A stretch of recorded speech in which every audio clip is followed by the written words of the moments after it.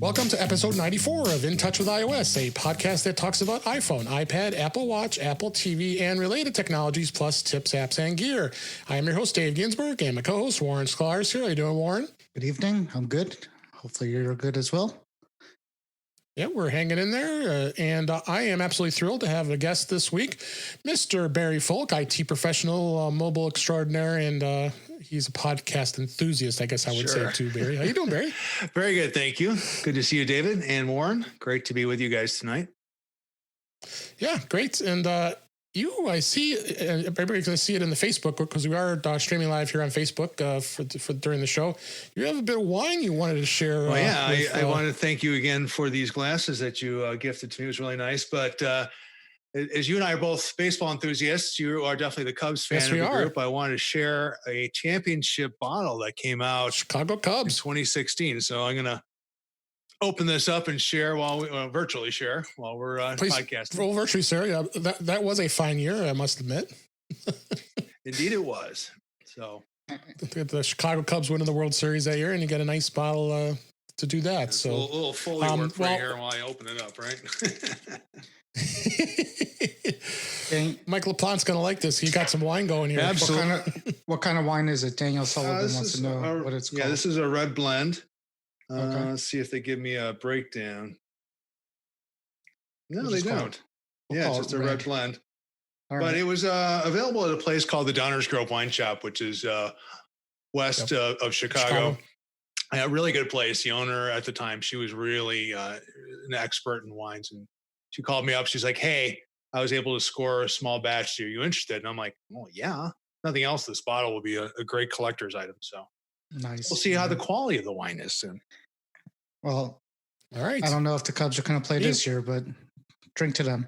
Yeah. Positive thoughts. You know, we're going to be, and the White Sox, because Barry is a big White Sox fan. But he is a Chicago fan at heart. And I love baseball. And actually, one of the reasons I was asking Warren about Philadelphia was I was actually going to go out there in May, catch a Phillies game. And so that's not going to happen, unfortunately, this year. No, unfortunately not. Supposedly opening day a week ago. It was supposed to be opening day a week ago. Yeah, it was at least 2 weeks ago. But anyway, we got a great show for you today. Something just got released, I think. The iPhone SE. We're going to have a lot of great conversation about that. And we also are going to talk about the iPad Pro because Barry has an iPad Pro 2020 model. Indeed. And I can't wait to hear his thoughts about that. And plus, I have a new Sonic speaker, the Move, and Sonos. When I say Sonic, Sonos speaker, which is pretty awesome for my 20th anniversary of my work. Going to give you my review of that. Not the hedgehog, because and what's that? It's not the hedgehog.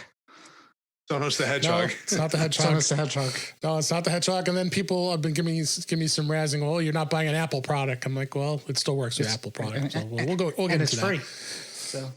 And it was free. Yeah. So we'll get into that in the show in a little bit here. But let's kick over and talk about a little bit of the news that there was in this week. First story caught my eye was the HomePod. The operating system is now based on tvOS instead of iOS. And then there's also some rumors about a smaller HomePod. This was in Mac Rumors. The software that runs on HomePod and all its variants was iOS, but I guess each one is differentiated by the tweaks made by the device and the software it's intended to run on. So this is featuring some unique interfaces, APIs, and all kinds of other stuff. So it's interesting to see where this HomePod goes. And actually now talking about the Sonos, I mean, it's like I can't say I might be liking the Sonos more than my two HomePods I have sitting next to me here. Warren, what did you think about this? Yeah, from what I read, a lot of it had to do with the fact that the HomePod and the Apple TV, tvOS are power based.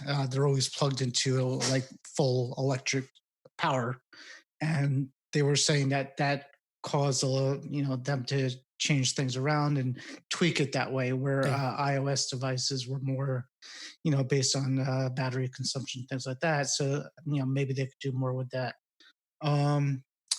Yeah, and as far as a smaller HomePod, I'd be interested. I have two Yeah, HomePods, and as I do. I have two HomePods, and I have a whole Yeah. bunch of Amazons, and you know, basically my wife's she doesn't even know the HomePods are there. And I keep trying to get her to talk to the HomePods, and she'll always say the A lady and say like, Hey, you.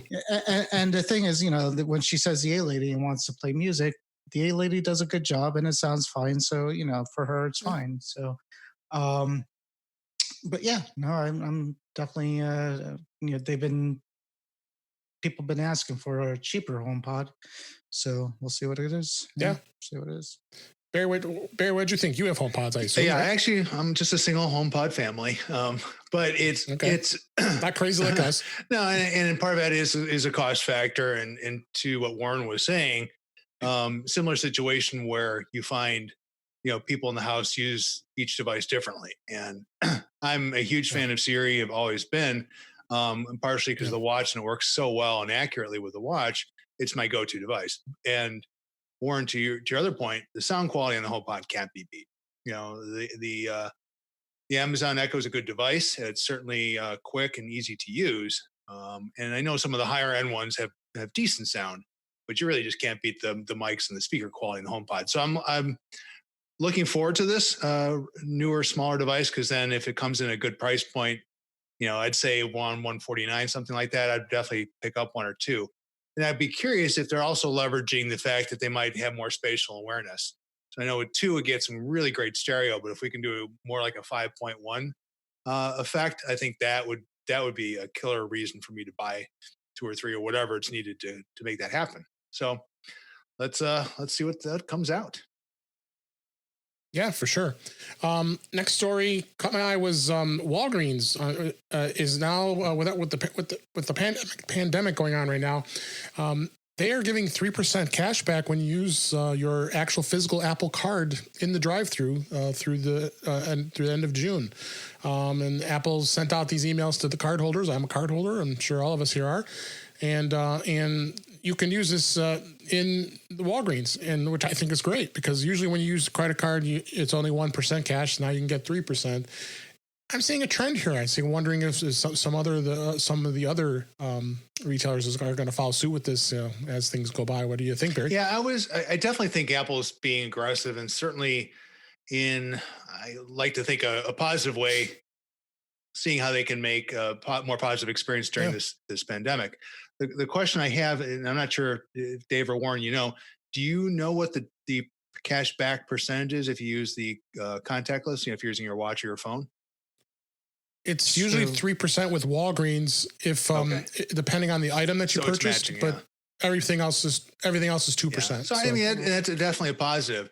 I mean, it's something we've talked about these kind of things before, especially in this day and age. The fact that you don't have to touch anything is kind of nice with the with Apple Pay for those devices, and I know our Walgreens here definitely support that. So, and in fact, if you've got the Walgreens loyalty card, that automatically comes up too, which is super nice. So I think very positive, and certainly for those of you who have Walgreens, that the drive-through and drop-off services are great. Yeah. Warren, your thoughts? Yeah, no, I live in unfortunately CVS country, and we don't have a lot of Walgreens around here. And CVS is like the opposite. It took them forever just to take Apple Pay, and they really just to take Apple Pay. Yeah, they were fighting it. But yeah, Apple does these kind of things here and there, and they you'll see other specials. Or you get a couple dollars off if you order sneakers from this company. Like, so every few months they offer these kind of specials. So it's nice, a good little perk. Yeah, and next story: Apple's U.S. quarter activations hit an all-time high, 5 years. This was an article in Apple Must. They said that there was quite an increase year over year. Pretty impressive. Some of the numbers that were here. I'm trying to see where the numbers here, but yeah, they did quite well in this last quarter, selling a lot more than what they did over Android. What did you think, Born? Yeah, I think especially they're good, and I think they're going to get even better with the new phone that just dropped next time. Oh yeah, it's going to be insane, as we'll talk about in a little bit. I mean, they have a good lineup even before the expensive phone came out, and for the most part, yeah, a lot of companies are hurting, but people still need phones, and it's gonna keep going. Your thoughts, Barry? Yeah, I had an interesting data point or two that, at least from a large corporation, and David, you probably saw some of this too. When things were starting to get really, we're starting to really shift to a work from home mentality, and the need for device connectivity was ramping up. So this would be, early part of March. Both the two large carriers here, AT&T and Verizon, reached out to me and said, by the way, you should get your orders in now because our stock is being depleted. And then many companies are doing huge bulk orders, to the point where they were actually running really low on supply. Plus, they'd already had supply chain issues from China. So not surprised here. I think then in some respects that will remain high. In working with our mobility vendor, they're seeing huge pass-through orders still happening. So it's just, I think it's going to be an interesting wave for a while. So far, as far as I can tell, at least out by me, and I'm near O'Hare, cell coverage has been strong. We haven't seen too many drop-offs. There have been a couple points that I've noticed near some clusters when I've had to go down in Chicago where it used to be fine, and now I'm seeing it. They're really starting to struggle a bit just because the sheer number of people using mobile devices. Yeah. And then the next story was Facebook. Facebook launched a new quote-unquote kit app for the Apple Watch to keep in touch with your closest friends. This is Facebook's experimental NPE team that today had launched the new app called the Kit, or Keep in Touch, for connecting with close friends over Messenger on the Apple Watch. The way you get started, it says user scans a QR code on the Apple Watch and you enter an access code, and then you go through and you're talking to your friends on your iPhone, Apple Watch. I found this very intriguing. What do you think, Barry, on this one? Well, unfortunately, I'm not much of a Facebook user. I tend to check in when I'm at the airport and tell you where I'm flying, and that's about it. I mean, it sounds intriguing, but I think you two gentlemen are both much more Facebook oriented. So maybe you catch your thoughts. Warren, what did you think on this? Yeah, no, I saw it. I mean, there's already a messenger. You can get messages on your watch from Facebook as it is now, but it's not great. So this might help a little bit. A lot of people the big question that everybody asks when they get the watch is, how do I get Facebook on my watch? And there's never really been a good answer for that. There still isn't, but it looks like this is a good step towards trying to get some more functionality of Messenger. They're doing a big Messenger type of push out there. They just released a Messenger for Mac OS, and they just redesigned the iOS app, or at least shrunk it, the size of it.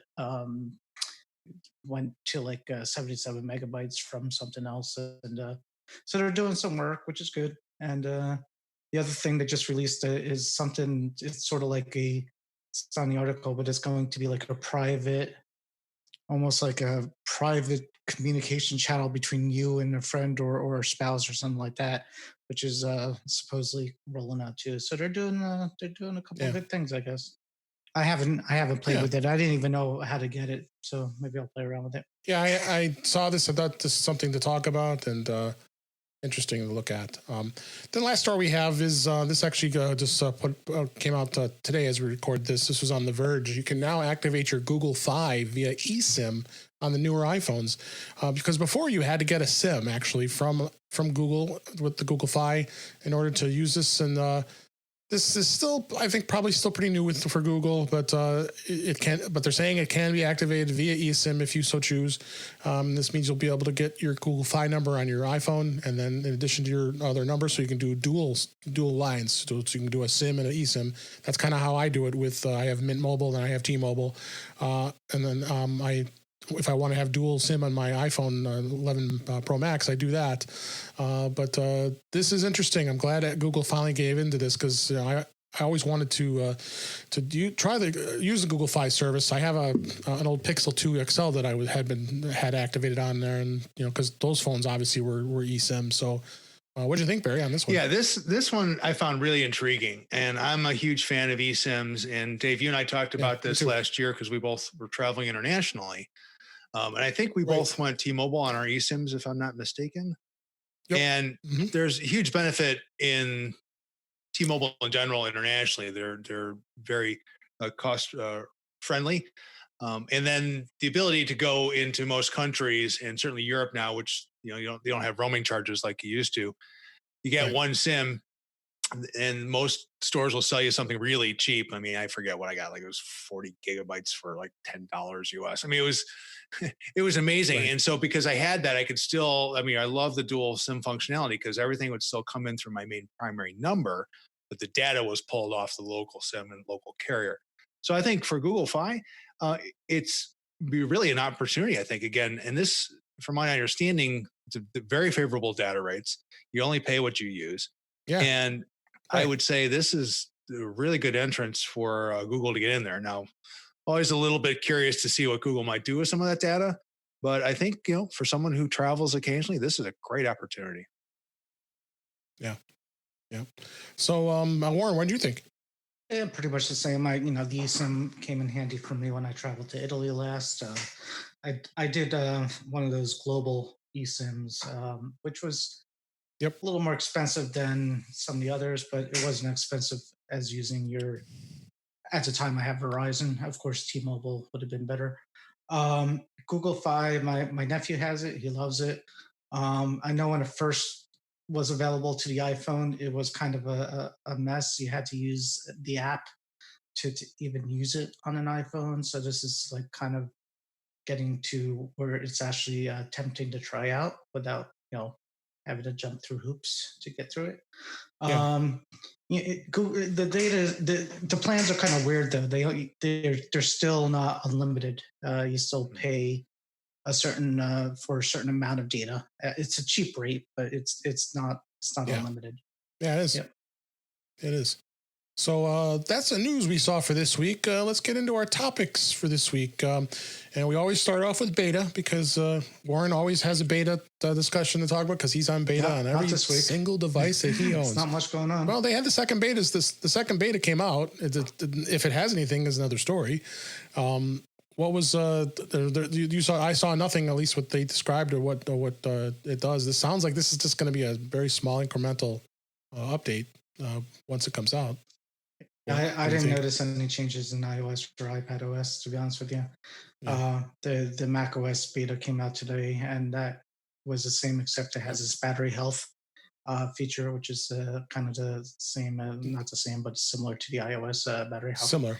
But otherwise, I put it on it, and kind of like what you're saying here. I don't think it's gonna.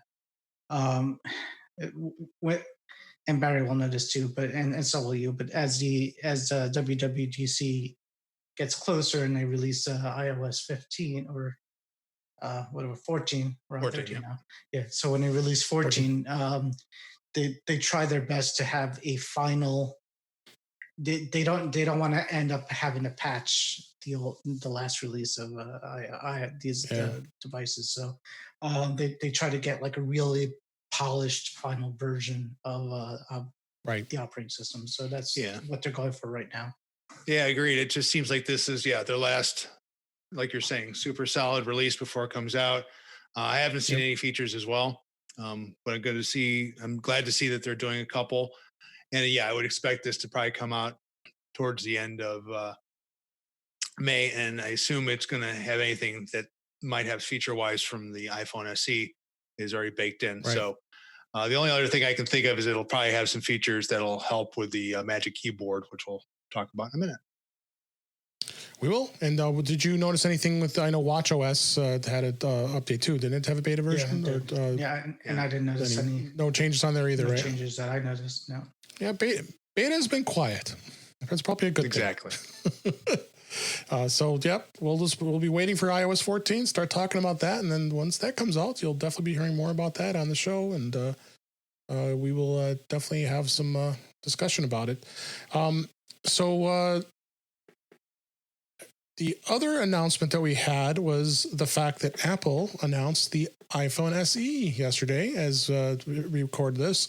And I wanted to get your guys' initial thoughts of what you saw in the specs, and I'll give my opinions. But I'm absolutely ecstatic that they came out with this phone, because it's going to sell like crazy. It's going to get even more people in the iPhone ecosystem. People are looking for a more affordable phone. Barry, you being the mobile guy, what were your first thoughts on this? Yeah, I mean, I was hesitant because there are a lot of rumors that have been floating around for a while, so I was curious to see what it was going to be. Basically, it's sort of like an iPhone 8, right? But it retains the TouchID, and I think there's a segment of people that love that and totally think that's great that Apple's still keeping that as a line for people who would prefer that type of device. I think the two things I was surprised at were the internals, that the chip itself, processor, you're putting basically best of breed out there, and you're lowering the price down to $399, correct? Yeah, right, I mean that's un-Apple-like in a good way, because you're getting still a premium device at one of the lowest price points that they've done, and I think timing is good. People like the smaller device. There's a segment of people that appreciate that in this time where there's a lot of economic uncertainty. It makes sense for Apple as well. You're keeping revenue flowing for them. I mean, they're not hurting. I mean, they've got more in the reserves than most countries do. But that said, you still want to have a healthy company that can innovate and go forward. My opinion is that they've been sitting on a lot of these type of chips. That doesn't have everything, right? That doesn't have some of the LiDAR. It doesn't have some of the other features that you'll find in some of the other phones. I suspect that when the iPhone 12 comes out this fall, if it does, not only will I have 5G, I think it'll just have a blisteringly, insanely fast chip. Yeah. Again, that's fine. I mean, the new SE is a great phone across the board. If someone says you can't have your 11 Pro Max anymore, here's a device. I'd miss the screen size, but a lot of the rest of it, I'd be like, darn good phone. I had an interesting tweet this morning with our friend Julie Keel. Mm-hmm. She's like, I'm buying this phone. And I don't know if you saw that tweet I did this morning with her. And I said to her, I asked her, what phone do you have? She says the 10R. And I'm like, okay, the 10R, to me, the 10R is probably a little better than this new I mean, SE, you're certainly talking about a 4.7 inch screen up to 6.1, I think. 6.1, right? I'm looking at the specs here on Apple's site. And you're going from a true depth camera to a FaceTime HD type camera, so that you're not getting as good a camera. But you're going from Face ID back to Touch ID with that. Yeah. It's an A12 chip versus an A13, so there really is. And the interesting thing is, Apple is still selling this phone. Warren, what do you think? Why Apple is going to continue to sell this at 10R? I'm not sure. Are they still selling the 10R at this point? I guess they are. Yeah, still it's still it's on the it's still available. Some people, just really don't like Face ID, and this is going to be the option. If they really don't like Face ID, they're going to take this phone. Go to the SE instead. With the SE, and it's still about $300 cheaper than the other one. So, I mean, they both have their place, right? The XR starts. It used to be $700, I think, right? It was $700. Yeah, the 10R starts at $600, $599. Is it $599? Okay, it dropped the price. Yeah. So I think it's good to have the options, and if I had to choose between the 10R and an SE, I would go with the 10R personally. And that's I'm similar. Yeah, I'm a Face ID kind of guy, and part of that is, once you shift, it's a little bit more difficult to go back and forth. And I know that sounds, perhaps petty.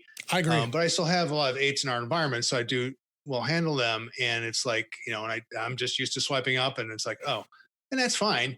But when I'm using my iPad on a regular basis as well, and that's all Face ID, then I'm used to one command that's the same on both devices. So that's my preference. And I think it's good that Apple is being open to this. They're not just deprecating the technology. And I don't see them doing it anytime soon. They'll keep this level of phone, I think, for quite many years.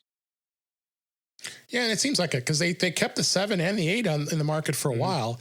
And I think what this iPhone SE first off, it's getting a little confusing because the old SE, which was a smaller screen, I think it was a 4-inch screen, was nowhere near the power of this one because it was matched to the iPhone 5's styling, but it had the 6S guts, so it had a little faster processor. I think that was the fastest. That was the fastest phone at the time. I think too. The one that came out. Yeah, at that time, it was when the first SE came out. So if you look at if you compare them with the 8, you really could call this the 8S as they've done with the 6 or 6S because you compare these two phones, the iPhones are exactly the same. The only difference is the A11 versus the A13 chip. I read something on Facebook. Somebody said it's a Ferrari engine and a Honda Accord body, and that's pretty much what I think. It's because go ahead. Yeah, because you look at the specs. I mean, yeah, the 8 only went. They were only selling it up to 128 in the space. I don't count the space. I mean, you can get as much space as you want. But the pixel on the display exactly the same. Contrast ratio exactly the same. So you really go down to the display, they're the same. Yeah. They're the same exact model. No difference. So, this is great for people who just want, who need a phone now and, don't want to think too much about it. It's also perfect for for this time right now where people are home because, again, a lot of people wearing masks. So that like myself, TouchID is pretty good. I would almost get this as a second phone for work. And I bet a lot of people working from home don't, a lot of companies are like, well, they used to be here in the office and they didn't have a work cell phone because they had their own phone line in the office and now they're home and we got to get a hold of them. Send them one of these. I mean, this is just a perfect, I don't want to say throwaway phone, but it's definitely a very valid decision for a lot of people at home and a lot of businesses that just want to get somebody a phone in their hand. Oh, 100%. And I mean, and you also got to look at the colors. The 8 was it was the gloss silver, and then it was the space gray, and it was a gold. Whereas the SE second gen, they went black, a nice deep black, and a red, the product red, and then white. Now with the 10R, I'm kind of looking at the 10R, the fact that they're giving you 6 color choices, so people could go from blue to the coral to the product red. So maybe they're left leaving that on the market only because people like colors, But well, and if you look at it too, like if you're used to paying a subsidy each month with your carrier, I mean, this phone is less than $10 a month, and or you can do trade-ins. I think it's $229, excuse me, with a trade-in. I mean, that's really that's un-Apple-like, but in a very positive way. Again, that more people can get these, especially if you've been on your fence. I'm sure they're liking to boost their conversion numbers from Android users. I think the last study came out that it's been sitting at about 90% people repeat buy on both platforms, and it's been steady for a while. So maybe they'll get a little bump from this as well. Yeah, if you go through the pricing, actually, if I were to trade in the 10R I have, it's giving you a $300 value just for that phone alone to trade it in. If you wanted to trade up to this phone, so that's what I'm saying. It's like apples to apples. They're basically the same, the same phone. You do get choices between the 64, the 128, or the 256. So the jump between the 264 and the 128 is only like a $40 difference in price. So it's not huge. So I always say 128 is a good sweet spot for this phone. As far as carriers go, it's awesome. At purchase, you can go pick your carrier or you can do SIM free. So this, if I were to trade this in, this phone is going to cost me $99. It's like, okay, but I think the 10R is a better phone, don't you think? Yeah. I don't know if I want to do that. Yeah, I mean, the 10R is our current standard at work, and people have really liked that device because they like the larger screen in general. It's great. Rarely do I get requests for a smaller phone. I mean, there's a couple people, of course, but so I think this could be a good option. And I think we'll kind of watch where the market goes in the next 6 to 12 months, because we typically do a revalidation of our current standards, usually in the fall. So we'll kind of see this could very well replace the 10R if there's demand for it. Yeah, I mean, just to have a good, simple phone, but it's powerful. That's the thing. I mean, it's a nice phone, but it's got enough power that it's going to give you satisfaction with having this iPhone. Again, like we talked about, you got to decide Face ID or Touch ID. If you're hanging up on that, and there are a lot of people out there still like Touch ID. They're going to be very happy with this phone. So there's that hang up right there. But take a look at that part of it when you think about this phone. The AppleCare price actually dropped like $40 or $50. So it's only $79 to get AppleCare on this iPhone. So which is great. So I always recommend getting that on iPhones because you don't know, you're going to get damaged. You just never know. They do have a theft and loss plan too if you wanted to do it, and that's $149 if you wanted to do that. But one thing they did do is they're not allowing this to be as part of the iPhone trade-in program. And I've been using that program forever on all iPhones that I've purchased. So because of its low cost, it makes sense. But you can go in and use your Apple Card, and you'll get 3% cash back on the purchase. So, so I think this is going to be an affordable phone. It's going to be, I think it's going to sell like crazy. I would not be at all surprised if they'd be sold out at launch time coming. I believe they're taking pre-orders tomorrow, right? On Friday. Right. Yep. And any other thoughts, Barry? You have on this phone? No, I mean, we always pilot these type of devices. We have a core group of people at our work that like to play with stuff, myself included. But I know for me, this, I like the larger screen. That's just my personal preference. Yeah, me too. But again, there are other people that might have some good feedback, and part of it is testing the applications. What's the response? What's the display? Because some of the applications may not look that great on a smaller screen. So we'll see.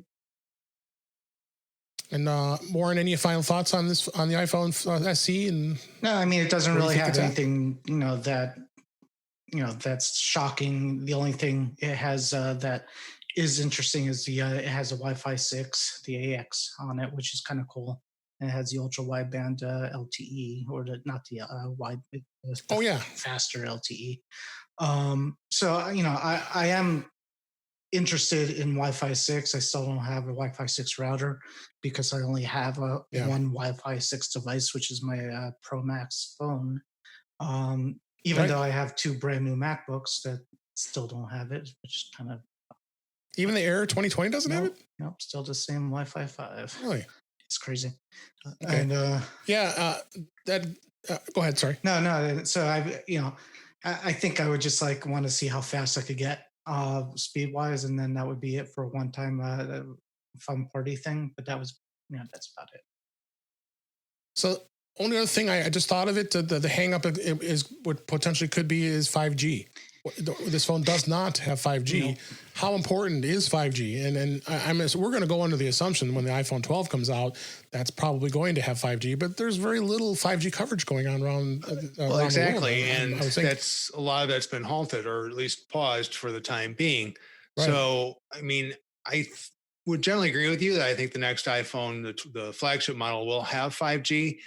But I also wonder if they really start to stagger the Pro 12 model versus the 12 whatever. Personally, I would love to see the iPhone 12 Max Pro have USB-C as well as a connector. So I think they will probably have some phones with 5G, but it's really not going to be at a critical mass until 2021 or 22 at this point.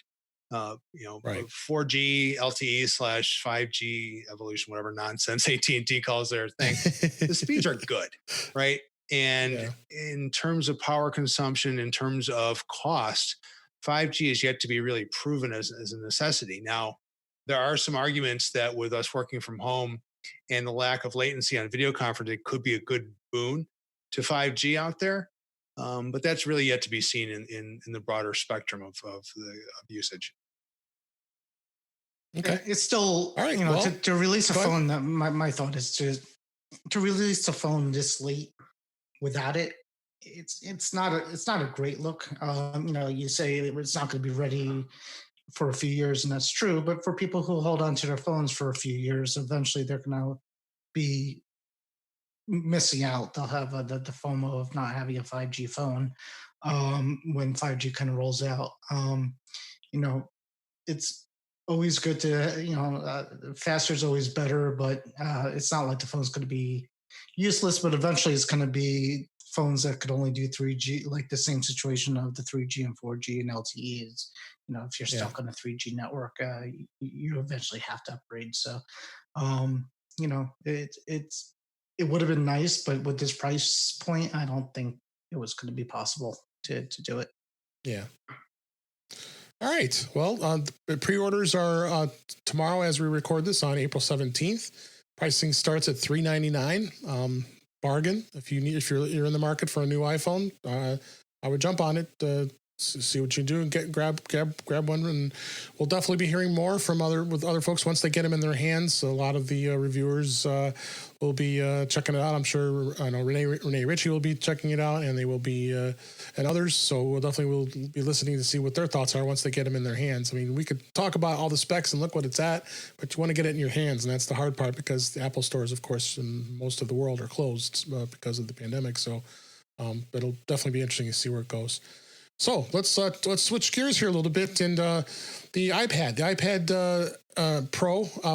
Warren and I had talked about it in the last couple of weeks when it came out, and our last thoughts were we both have the iPad Pro 2018 edition, and decided we thought we're okay and happy with these models because they basically have the same processor as the Pro 2020, but there was the A12. X versus the A12Z. But Barry, you have, which I'm not surprised, you always get all the new stuff. And I know you love the 12.9-inch iPad Pro, which you got it in your hands right now. You're showing it on camera on the Facebook Live. And we would love to hear your review of it and how it's been so far. You've had it for a couple of weeks now, right? Since it came out? Exactly. And, to most people, if they would say, should I buy one over the other? If they're the same price, of course, you want to go with the newer model. I love the 8th GPU. That's the difference, right? Now, it is nice. It is a little bit faster. And again, it could be confirmation bias, right? I'm not running hardcore speed tests between the two devices, but it just feels really snappy, right? There's not that there's really a lag in the older version, but everything is smooth as butter. And part of that's the screen refresh and all that's built into any of these iPads. But I do notice that there are certain features that, because they can take advantage of some of the new features, which is like LiDAR. So using that for the augmented reality, I have played around with some of the sites. Apple, you can put an iPad on your desk virtually to see what it looks like. And I did that with my old iPad just to see what it looked like. And it was really good. But with this one, it just seems to lock in place. It seems solid, which is weird if I'm talking about augmented reality. But that's one of the definite differences where you don't feel like it's good, it's cool. Now you're feeling this is truly functional. And if you use the app, the measuring app, which is was kind of a gimmick with AR, it was like, well, this is kind of neat. I can measure the side of something, especially if I'm out and about with my iPhone. But having used that with the iPad, it's like, wow, I really do feel like I have a tape measure that's used, that once it locks into that corner that I'm measuring and I move it to get to the other side or across, it's solid. So whatever that technology is really good. I would really like to see more of what's going to happen. And of course, I think we all know this is a predecessor to something else that's going to come in a couple of years. But fine, let's test it out on this technology. Let's see what it can do. Beyond that, really, I think the rest of it is software based and new hardware based. And I think we all, we know where we're going with this one is the trackpad. You can play with it now. You can certainly in 13.4 supports all this across these devices. And it's nice. I've tried it with a trackpad just to get familiar with it. And for editing, for things of the nature, if you're doing a lot of Word docs, pages, that's where it really excels in having a trackpad. But I'll say from my perspective, it's still taking my hands off the keyboard and moving one hand off to the trackpad. And that's not ideal.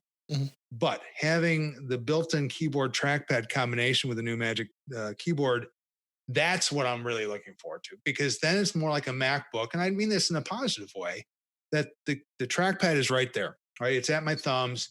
I'm not moving my hand much, and I can do a lot, because one of the most common gestures I do today is to scroll with the screen. That's one of my favorite parts of using the iPad and touch experience, is the simple, natural feeling of scrolling the screen. But if I don't have to move my hand off the keyboard and I can just use my thumb and do the same thing, or two fingers, perfect.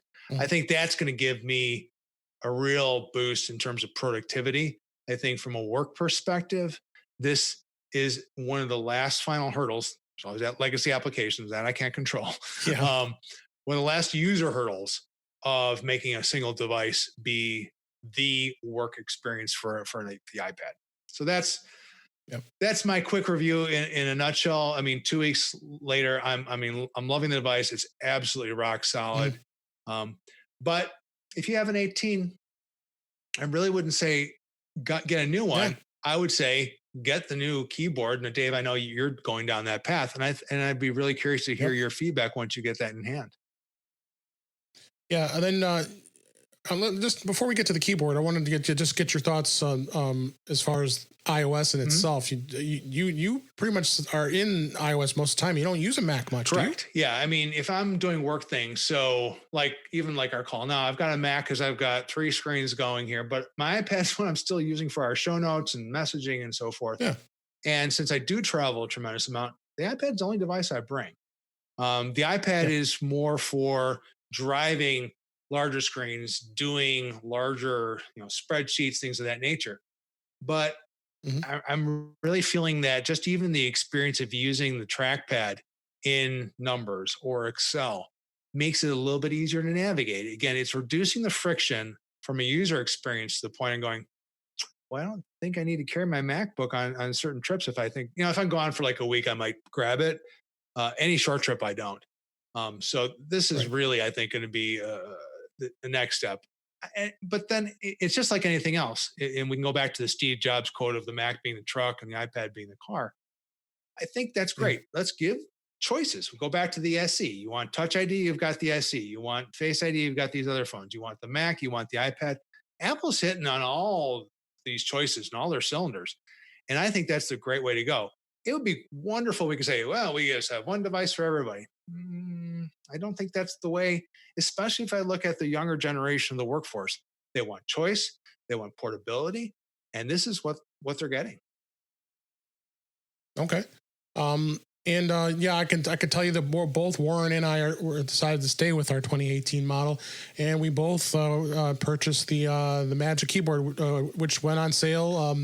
I believe it was yesterday. It was open for pre-order, and it still looks like you could get it. It looks like the orders now is at April 27th to May 4th, but I think we're going to get it April 24th.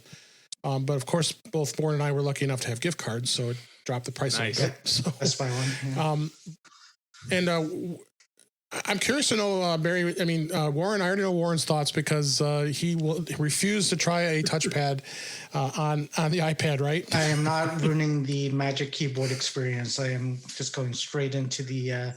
I hooked up a Logitech mouse to it once to play around with it, and the Logitech mouse is it wasn't a cheap one. It has the it's almost like a Magic Mouse where you could rub the top of it to do the gestures, and it was cool, but it didn't do everything. So then I'm like, should I go out and buy a trackpad too, Magic Trackpad too? And I'm like, no, let's just put the brakes on and wait till this thing comes out. So I was super excited when because the initial report said this thing wasn't coming out till like the end of May, and I was like, oh god. So the news broke yesterday. I'm like, it's like, it's my birthday, man.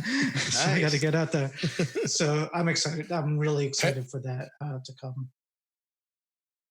So, I mean, and you said you did try the touchpad, the Magic touchpad on the iPad. So you did get a little bit of experience with it, Barry? Well, I was using a trackpad, the Magic Trackpad, right, for the Mac. Magic Trackpad. And I connected through Bluetooth. And again, the experience is really good. I try to be pretty open, and this is my Apple bias, but it's like they understand user interface way better than most of us do, right? So the fact that it's not a little pointer, that it's a circle that's more or less emulating your finger, I'm fine with that. I have no problem with that. I thought it was intuitive. It seemed to make most of these tasks pretty easy. My frustration was moving my hand off the keyboard to the trackpad and then bringing it back to the keyboard. It's like, for what I do, and again, this is my own use case, I prefer to stay on a keyboard and learn keyboard shortcuts, right? Like there's some really cool swiping commands to get to the home screen, to switch apps. I'm like, wait a second, but I can still do Command Tab on the iPad keyboard. I can do Command H to go to the home screen. that's intuitive to me, and I'd rather do that than even probably still with the trackpad attached to the keyboard. I'd probably still use those. But there are other things like swiping between apps. I find that intuitive. Now, maybe that's me, but I'm looking forward to having that built in. So I take advantage. The swiping between apps, having the apps on the side, those features I think will make the multitasking type features become more usable overall. Okay. I'm excited to see how this case really works, as it shows in the pictures. And we were drooling when they first released this, that sits and suspends in midair, and it's in the multiple positions, because that was the one downfall to you have the keyboard case Barry now, and that killed me, because you had you had basically two slots you can put it into, and they weren't bad. But now you can really go full on as high or low as it'll let you. And I think a lot of people will appreciate that. Yeah, especially you're on a plane. It's going to be a lot easier to angle it. Although I remember always telling my story that I should not have put my iPad in the back pocket of the seat, and someone bumped it, and my iPad came crashing off that case. I'm curious to know how that magnet is going to be, how strong it is, that it keeps it without falling. Yeah, I'm also curious on how tight it's going to fold up. Eventually, if you have this and the keyboard and you fold it up, and how much smaller and easier to travel is it than like a MacBook Air? And that if you have to make the decision between a MacBook Air and an iPad to bring with you, then I would probably bring the Air. So it's got to be somewhat more convenient than a laptop, and size is going to matter. Yeah. So I'm looking at the picture now, and it doesn't look too thick, so hopefully it's a good thing. And also it will protect it, right? It's got the back is fully covered, and the keyboard. Yeah, and that hinge looks pretty solid too. Yeah. So of course the only difference for us is going to be the camera, because the camera is smaller on our iPad Pro 11. We have the 11s, the 2018 model. So the opening is going to be larger, but at least it's going to be set up enough that it's not going to block the camera if you want to use it still. Yeah. So it will look kind of weird, but just put a sticker there. It'll be fine. Yeah, I don't. But what? Who uses a back camera on the iPad anyways? So. Hey, I say, yeah, we've talked about that. Do you use the camera? I do occasionally. I mean, it's handy again, mostly for work functions, right? Because I'm taking screenshots of notes and things like that. I'm not the crazy person at the concert holding up an iPad. No, that's what the phone's for. So, all right. So I think our last topic for tonight is going to be this bad boy I got. Everybody, you guys can see it. Nice. Sonic on Facebook. The Sonic the Hedgehog. This is the Sonic. I call it Sonic. Like the way we open up here. This is the Sonos Move. Lucky enough, I'm working for a wonderful company that I celebrated 20 years with them, which is congratulations. Great. I can thank you. I can drink to that with your wine that you're drinking. So. This is a solid speaker. I was very impressed with what it has to offer, and I had a few people razzing me and say, "Oh, you shouldn't be buying this. It's not Apple product, and because you have the HomePods." But you know what? The big thing that this has a battery, and this thing, it's got the back. The back of it has a handle that it's solid when you hold it in your hand. So you can carry it around with you, put it anywhere, and it doesn't have to. It doesn't have to be that difficult to carry it around. You set it down and it's battery powered. It runs off of Wi-Fi. So the Wi-Fi in itself is going to allow you to be able to use services like Amazon A-Lady, and you can also use the Google Assistant and ask you, and you choose. So you can set it up to have either one of those services, and then it turns it into a smart speaker, basically. It is weatherproof and it's drop resistance, even though this is pretty heavy. This thing probably weighs about 4 or 5 pounds. It's heavy.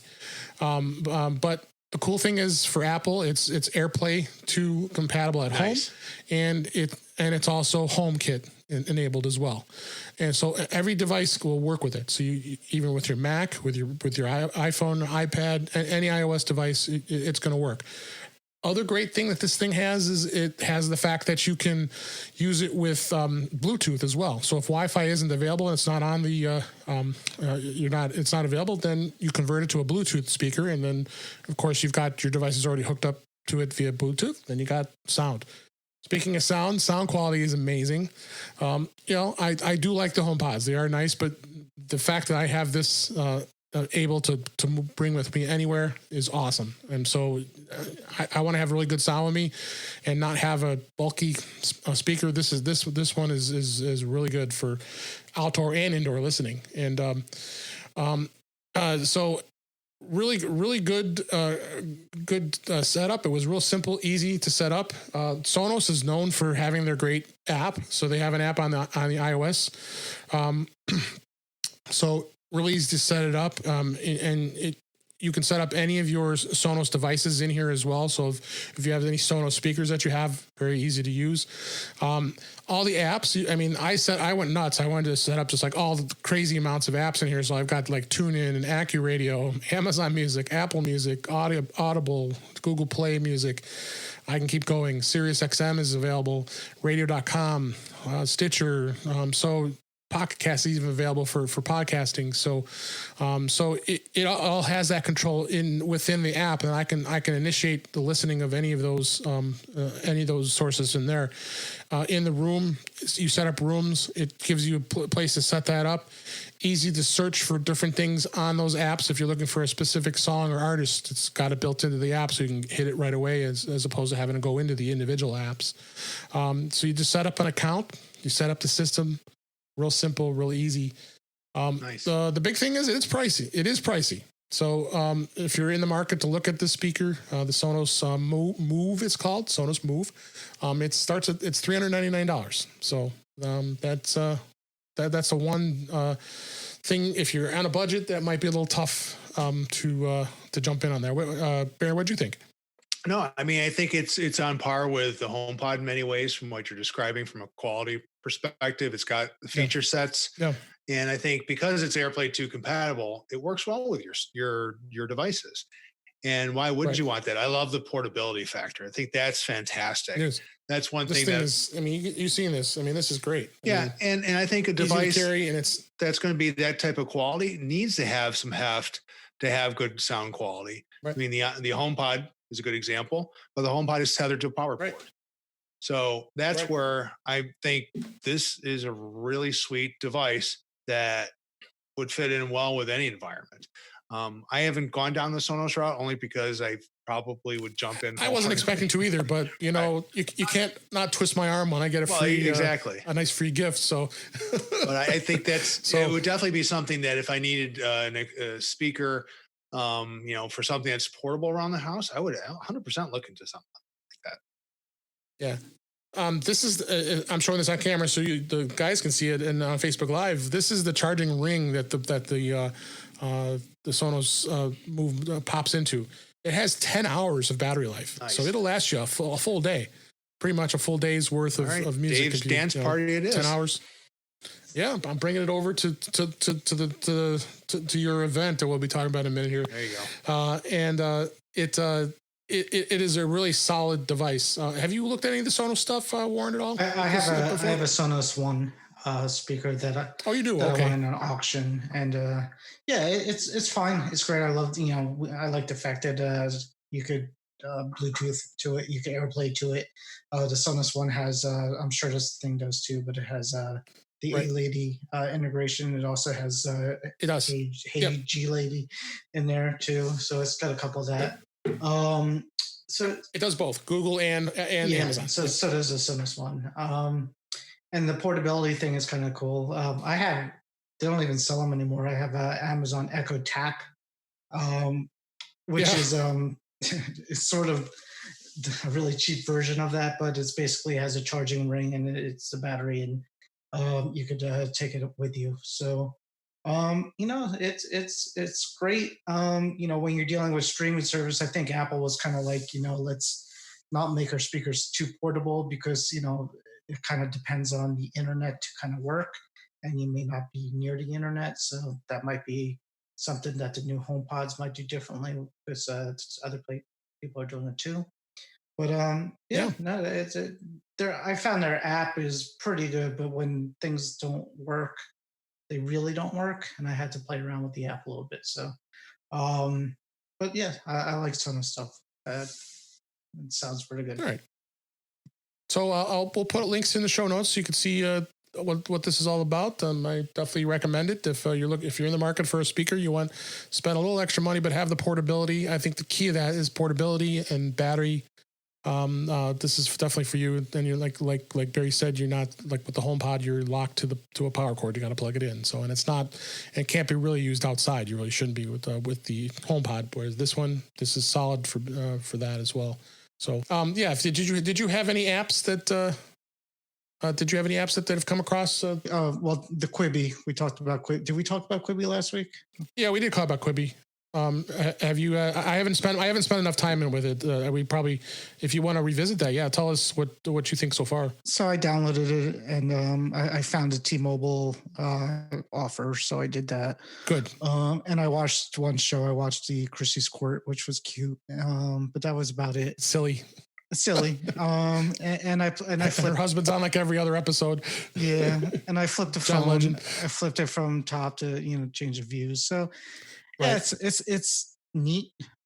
Whether I'm gonna go back in there to watch anything. Somebody told me the TMZ thing is pretty cool, and there was something else that they said you should watch. So they might have a couple good things to kill some time with. Have you checked out Quibi, Barry? No, I'm generally not a big TV guy, and that's just me. I mean, that's right. There's all sorts of good stuff out there. I did finish Picard, which I enjoyed. Me too. And but other than that, no, I've been actually jumping into Apple Arcade since that was something that's been kind of laying dormant. But with us working from home or being at home, I'm like, let me give it a shot, right? Because I buy games, I want to support developers, so I'm like, let's look at these options, and for effectively $5 a month, how can I go wrong for a month or two? And I found two that I have absolutely loved. One is the most weird golf game, and it's not even really fair to call it a golf game. It's called What the Golf. Yeah. I got that one. Okay. It's creative. It's fun. It takes a lot of other video games and incorporates them into a golf platform, but it's not golf. If you don't like golf games, don't worry. It is a blast, to the point where I actually came downstairs one day and found my daughter playing it, and she's like, she hates golf. But she loves the game. It's fun. It's creative. The sound, the graphics, it's all a blast. The other one that I found, which is an adventure style game, is called Jenny LeClue. And this one is about, you're playing her. She's a teenager who wants to be a big time detective. And then she finds herself in a mystery. And it's, again, very creative, great dialogue. It kind of breaks the wall between the author and the characters. It's kind of bizarre at times in a good way. And it's one of those games, it's like playing an adventure again, back in the old days, where I'm like, okay, like when we're done here with the podcast, I'm gonna go down and play another chapter, because it's a great story. And so those would be my two recommendations, other than, of course, Pokemon Go. Okay. And I will talk about kind of an app / device. I had an old Roku. Do you guys ever dabble into Roku at all? Have a Roku devices? Not really. I have one TV in a spare bedroom that has Roku on it, and from what I saw, it was great. Actually, I'm a little, it's actually a good interface. Impressed. Yeah. I had one of the really old Roku sticks, TV sticks that were so I decided, I'm going to go I pulled it out of my box of stuff, because I have, I've got, like all three of us have boxes of stuff. And I pulled that out, plugged it in, and realized that it's pretty outdated and it's pretty slow. So all of a sudden Roku popped up an offer. Oh, here, we can get you the new Express Plus version, and it'll only cost you $15. I'm like, okay, what the heck? So I grabbed that. And then really what I was looking for is, because I'm a Comcast customer, I have Comcast cable. They have been in beta for a while. They've had the Comcast, the Xfinity Stream app as available on the Roku, which tells me I'm paying $15 one time to have that hooked up to an additional TV. And then I don't have to pay for a box every month from Comcast, because I can just deal with the interface and watch it on there. It worked pretty good. You know, if you have X1 with Comcast, it's tough to not want that because it's got pretty decent navigation. So check that out. I think a new one, if you buy it now, is like 30 or 40 bucks, but it works with that as well as all the other apps, including Apple TV. It works with, and all the basic apps you can even think of that are on there. You can deal with. So I would recommend checking that out and doing that. So with that, we're getting at the end of the show here. And Barry, you kind of wanted to share something with the listeners that you got going on. I'm excited to play, and maybe Warren will join us. Absolutely. I know. I love, Warren, for you to join us and any of our listeners here today. Is a lot of us play games, right? We have game nights at our house. We invite people over, have a good time, but we can't really do that right now. So looked into doing more of a virtual game night, and a lot of people are doing these, and there's all sorts of options. But one of the things I wanted to do was, how do we still maintain the game experience with the face-to-face, having a video conference and the game all together? And so what I did is, I'm using Zoom as the video front end. I'm using Jackbox TV as the game, and I'm using Loopback as the audio source, because that allows me to route the audio between the game and all the people playing. And it's worked tremendously well in my tests. And so on May 1st, on Friday, I'm going to do this, I think probably around 5 or 6 o'clock at night, Chicago time.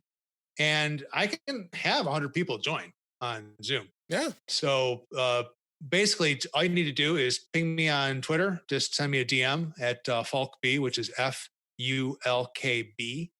And send me a note. Say, hey, I want to play. I'll send you an invite, and we'll see you there on Friday, May 1st. Looking forward to this. Cool. I love Jackbox. See if anybody fun stuff. Yeah. Jackbox is a lot of fun. Yeah. It'll be interesting to see where if we get anybody from Facebook or from the listeners to come jump onto the. Just keep the kids out. Keep the kids out. Yeah, it is definitely not the family friendliest version the way I play it. Jackbox is not for young kids. No, but even so, though, if they join it, I have an Oculus Go VR headset, and you could do kind of similar things where you could go into a game room and play, and everybody's having fun, and all of a sudden, all these kids join, and they just keep talking, and they're not playing, and you got to get rid of them. So, got to make sure to kick the little kids out. Yeah, no, not a problem.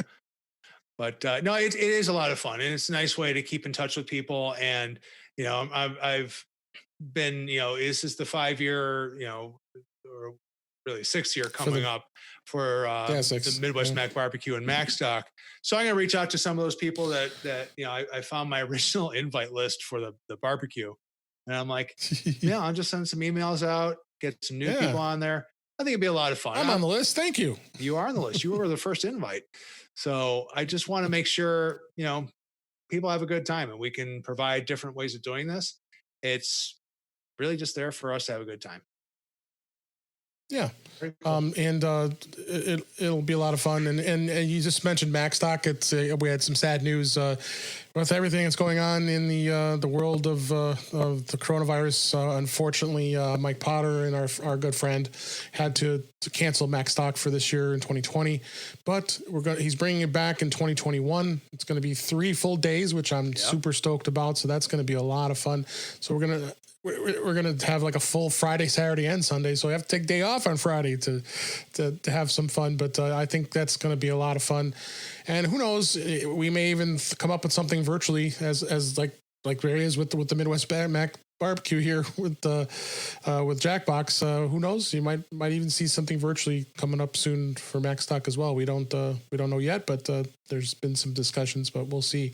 But it was sad, but this was the year I was going to go too.